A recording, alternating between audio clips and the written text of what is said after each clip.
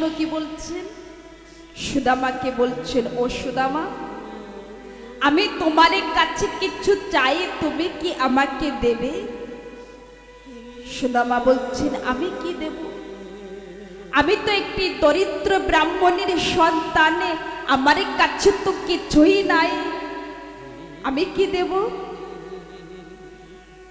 জানেন বাবা ঠাকুর তিনি আবারে বললেন, সুদামা, আমি তোমার কাছে কিছু চাই, তুমি কি আমাকে দেবে? সুদামা বলছেন, আমার কাছে নাই, আমি দরিদ্র ব্রাহ্মণের সন্তানে, বলছি তো আমার কাছে কিছুই নাই, আমি তোমাকে কি দেব? ঠাকুর বলছেন, সুদামা, তোমার কাছে আছে, তুমি আমাকে দেবে? সুদামা বলছেন, আমার কাছে কিছু নাই। ঠাকুরে বলছেন, আছে, তুমি দেবে কি না? সুদামা বললেন, যদি আমার কাছে থাকে তা অবশ্যই আমি তোমাকে দেব। মা, ঠাকুরে তিনি সুদামার কাছের থেকে কি চেয়েছেন জানেন? আমার ভগবানই কিন্তু আমাদের কাছের থেকেও চান।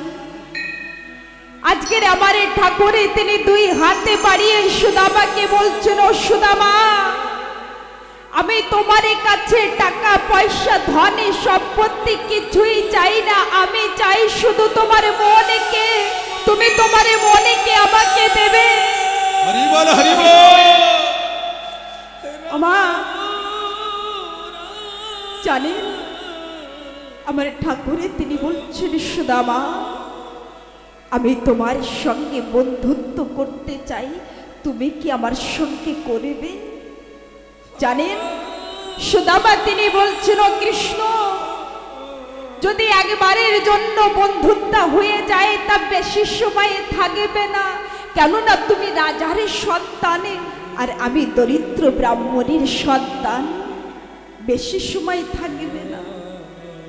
ঠাকুর বললেন, সুদামা, আমি কখনো দরিদ্রকে দেখি না, আমি কখনো এই দরিদ্র বলে অহংকারী করি না যে দরিদ্রর সঙ্গে আমি ভালোবাসব না। আমি তো তোমার মনেকে চাই, তুমি আমার সঙ্গে বন্ধুত্ব করো।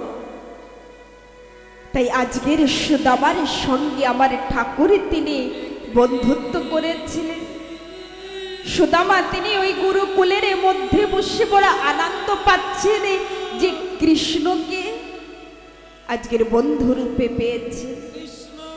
হে ঠাকুর ভক্তগণ, আজকের আমরা সকলেও কৃষ্ণকে পেয়েছি, তাই না?